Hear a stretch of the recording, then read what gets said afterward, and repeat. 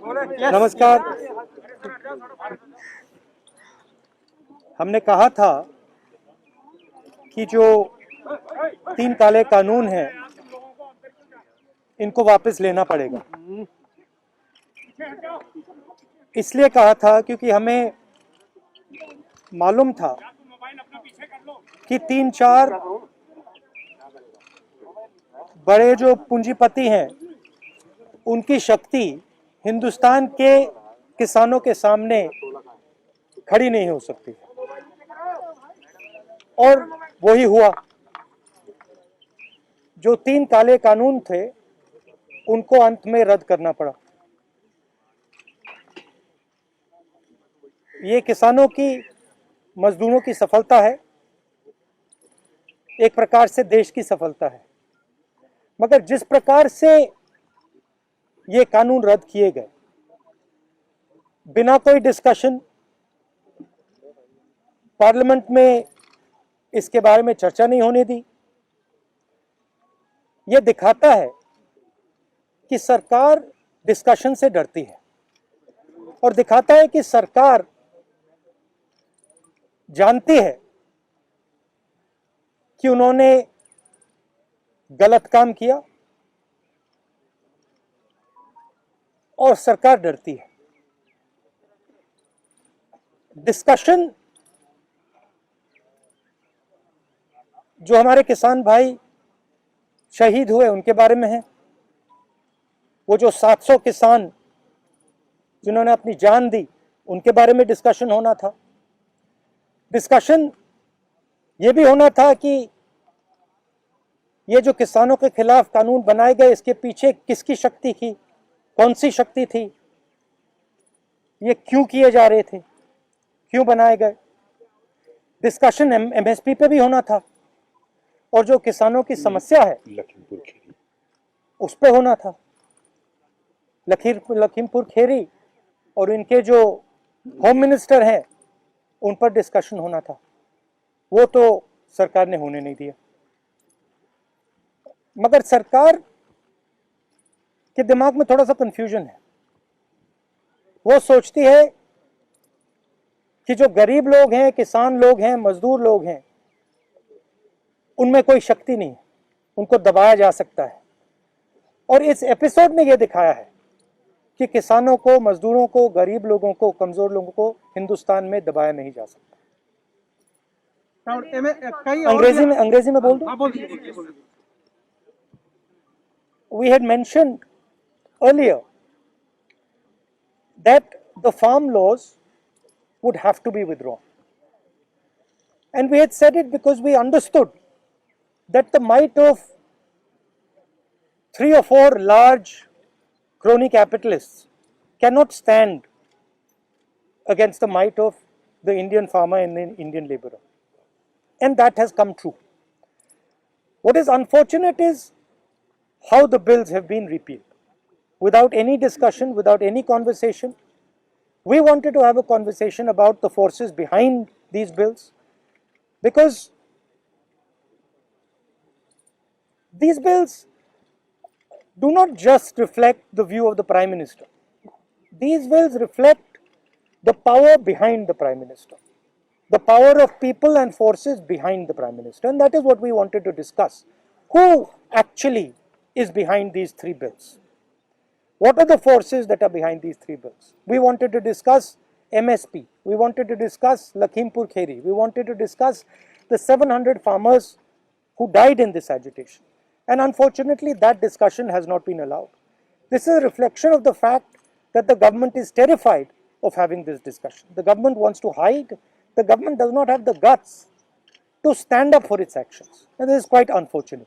Sir, आप लोग इस पूरे आंदोलन में 2-3 मांग पहले भी थी आपकी। पहले जैसे कि एमएसपी की गारंटी मिले, दूसरी की जो गृह राज्य मंत्री हैं अजय मिश्रा टेनी, उनका इस्तीफा हो।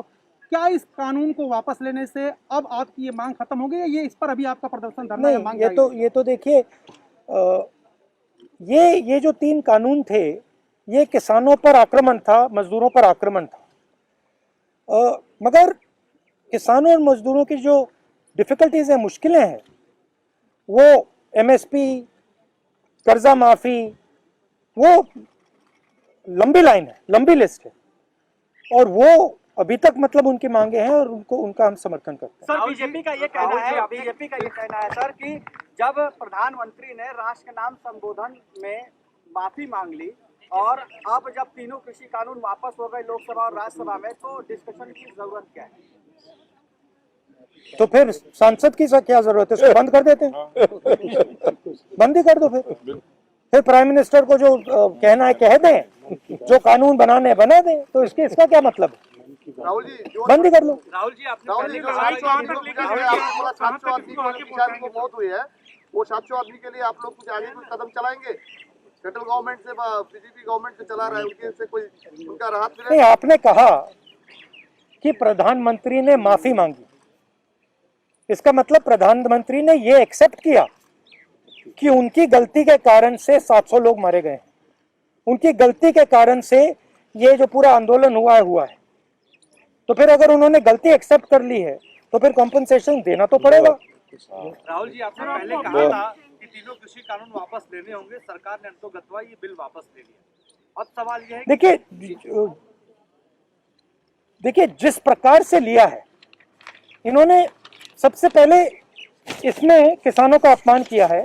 उन्होंने कहा है कि थोड़े से किसान के संगठन, ये सेक्शन, एक सेकंड में पढ़ लेता हूं। A group of farmers are protesting against these laws। ये कोई ग्रुप नहीं है, ये हिंदुस्तान के सब किसान हैं। पहले आपने इनको खालिस्तानी कहा, अब आप इनको ग्रुप ऑफ फार्मर्स कह रहे हो। ये ग्रुप ऑफ फार्मर्स नहीं है, ये हिंदुस्तान के सारे किसान हैं, और ये समझते हैं कौन सी शक्तियां इन पर आक्रमण कर रही है। सर आप लोग एमएसपी पे गारंटी की मांग कर रहे हैं, किसानों के लिए क्या किया? क्योंकि जो किसान संगठन के नेता अभी भी बॉर्डर पर बैठे हुए हैं, राहुल गांधी जी क्या अपील करेंगे उन किसान संगठनों से? क्योंकि संसद में अभी नहीं, मैं किसान संगठन से क्या अपील करूंगा? उनसे कोई अपील करने की जरूरत नहीं है। मैं ये कह रहा हूं कि जिम्मेदार कौन है? जिम्मेदार किसान संगठन है क्या? उनने क्या गलती की है? उनके 700 लोग शहीद हुए हैं, उनको आपने मतलब 1 साल यहाँ बैठा रखा है, उनको घर नहीं जाने दिया आपने कहा कि गलती मेरी है, तो फिर आप कॉम्पनसेशन दो ना, और जो इनकी मांगे हैं उनको पूरा करो, एमएसपी पूरी उनको दो।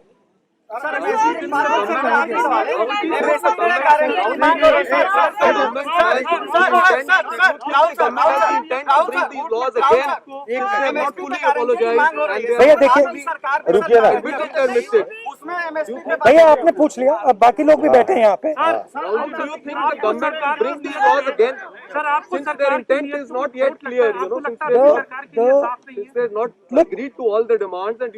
Look, this is not an isolated event. This is the thing to understand. Just now, one of our journalists was asking me the question, why Parliament should exist. Right? He does not even understand the question he is asking. Because this entire instrument is captured by the same forces that are pushing the Farm Bill. It is the same forces that carried out demonetization. It is the same forces that put a floor GST. It is the same forces that didn't give any money to the poor people during COVID. So the question is not whether the government is going to try to pass these farm laws again. The question is that the government is captured by a group, by an interest that is against the poor people of this country. They will do whatever can be done to damage the future of the poor people of the country. So is it because UP and Punjab was, the government was supposed to take a decision? Sorry? And where was the government decision on repeal taken because of UP and Punjab polls? And what do you plan to do about the MSP? You'll be asked the decision was taken by the government because the government could not face the power, the strength of the Indian people represented in this case by the farmers and the laborers. Of course, the idea that UP elections are near, that must have played something in their mind. Sir, what about Last question. Sir, do you still doubt the intention of the government? Because government is saying that they are fully in support of the farmers. That's why they are repealing the laws. Do you still doubt the intention So of the government? if they were fully in support of the farmers, what were they doing for the last 1 year? Why did it take 700 dead Kisans for them to repeal these laws? Why is the Prime Minister apologizing for what? If they've done nothing against the farmers, why is he apologizing? And on whose behalf is he apologizing? So the intention is bad. And as I mentioned just now, it is not, I mean, the Prime Minister is an instrument of these forces. The Prime Minister is the tool of these forces. These forces sit behind the Prime Minister. These forces capture the media and they pass laws like the farm laws. They do demonetization and they are inimical to the future of this country. Thank you very much. Sir,